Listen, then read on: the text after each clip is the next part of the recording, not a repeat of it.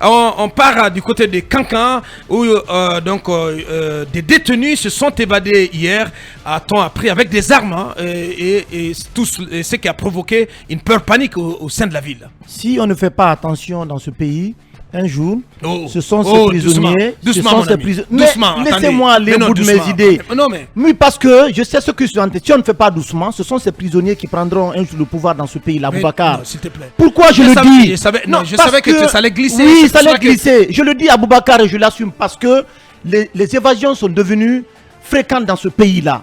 Il y a un peu plus de 2 semaines, on en parlait encore. C'était du côté de Koya ici, où des prisonniers... un commando est venu attaquer la prison, la prison et le tribunal. Mais bien avant cela, il y a eu aussi des évasions spectaculaires qui ont eu lieu à Conakry ici, à Boké, à Pita, à Mali. Je pense que c'est trop ce qui s'est passé hier à Cancan. Ouais. Mais vous avez c'était une scène surréaliste. Mais vous avez l'impression d'être dans un film, Boubacar. C'était des prisonniers qui s'évadent avec des armes et qui sèment la grosse panique, qui foncent vers le centre-ville. Absolument. Et qui tirent dans tous les sens. Un peu partout. Mais c'est quand même grave. Celui qui détenait l'arme à feu a été interpellé du côté du terrain de l'université par les militaires, mais les autres ont réussi à s'évader. C'est une grosse préoccupation dans ce pays. Moi, je voudrais interpeller le président du CNRD, le ministre de la Justice. Dans la troisième partie, si tout va bien, on aura le procureur général près de la cour d'appel de Cancan, à la personne de Fallou Doumbouya,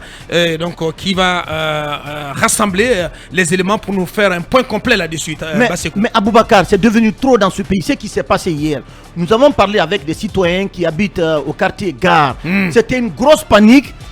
En un clin d'œil, on a entendu des crépitements d'armes, des prisonniers qui sont sortis. C'est que la conséquence, d'abord, comment ils ont réussi à se faire la malle? Mais c'est qu'on n'a aucune idée, parce que tout ça c'est planifié.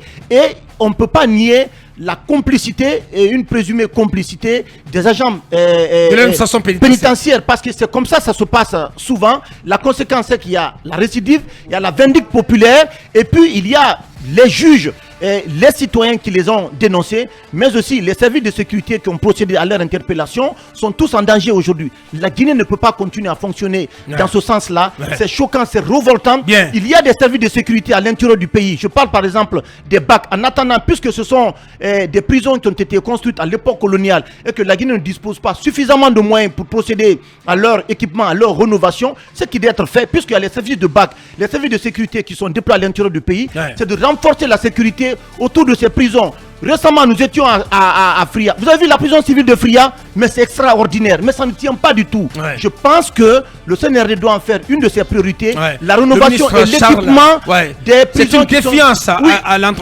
l'égard de l'État.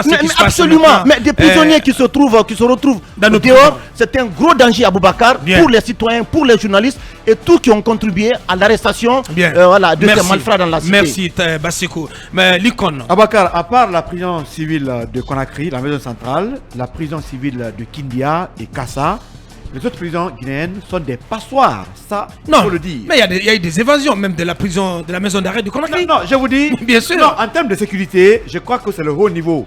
Kindia, Conakry, un peu Kassa. Les autres. Le haut niveau maintenant, parce qu'on a des prisonniers VIP. Oui.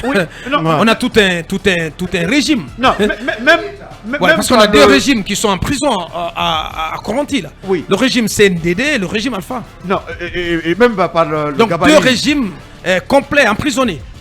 Même par les gabarits des murs. Bien sûr. Visiblement, c'est Kassa, Kindia et Conakry qui sont un peu en sécurité, même si ce n'est pas le cas. Les autres sont des passoires. Ça dit, même avec si un Hercule rentre dans ces prisons, il tape les portes de ces prisons, mais peut sortir.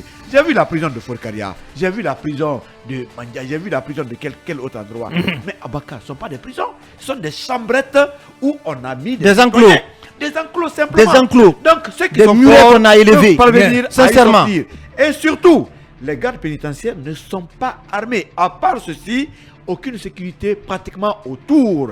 Mais Abakar, ce que Basseko dit, c'est très important. À partir du motel, on a planifié un coup d'État en Guinée. Mais si on laisse les prisonniers tous les jours avec les armes qui sortent, un jour, ils vont être au palais. Mais qu'est-ce qu'on va devenir? Oh là là. Bien.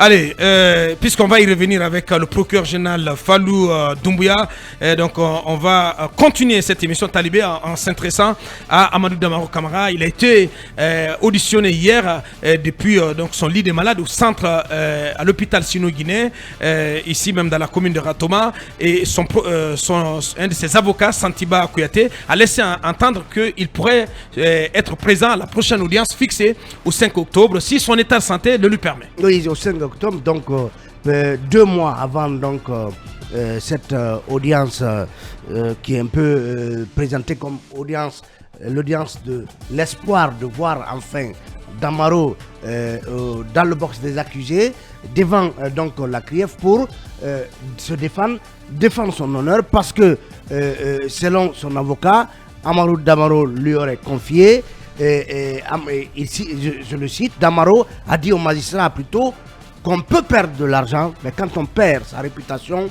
on a tout perdu. On a tout perdu. Donc, Amadou Damaro, selon son avocat, est prêt à venir se défendre pour montrer qu'il n'en est rien de tout ce qu'on lui reproche dans le cadre de cette affaire de 15 milliards de francs guinéens destinés à la construction du siège de l'Assemblée nationale, puisqu'il est accusé, donc, entre autres, de détournement de deniers publics.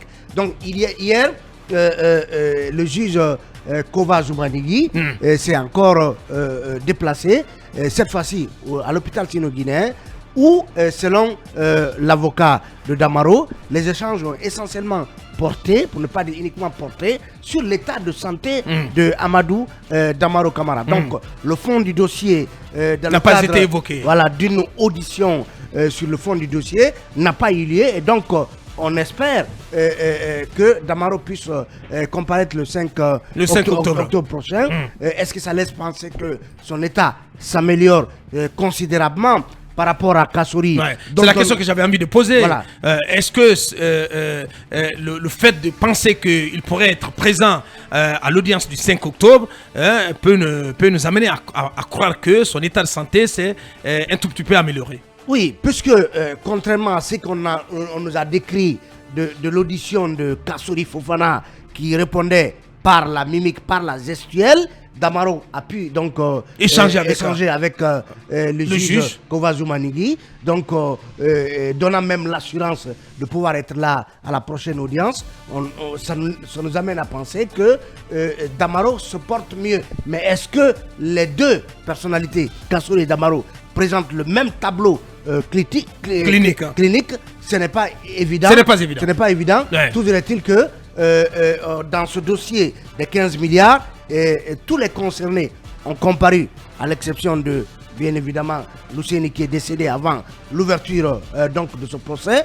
Donc, Michel Kamano, l'ex-député Zénab Camara, donc ont déjà comparu, ainsi que le chinois Kim, propriétaire des tours jumelles de Bambeto.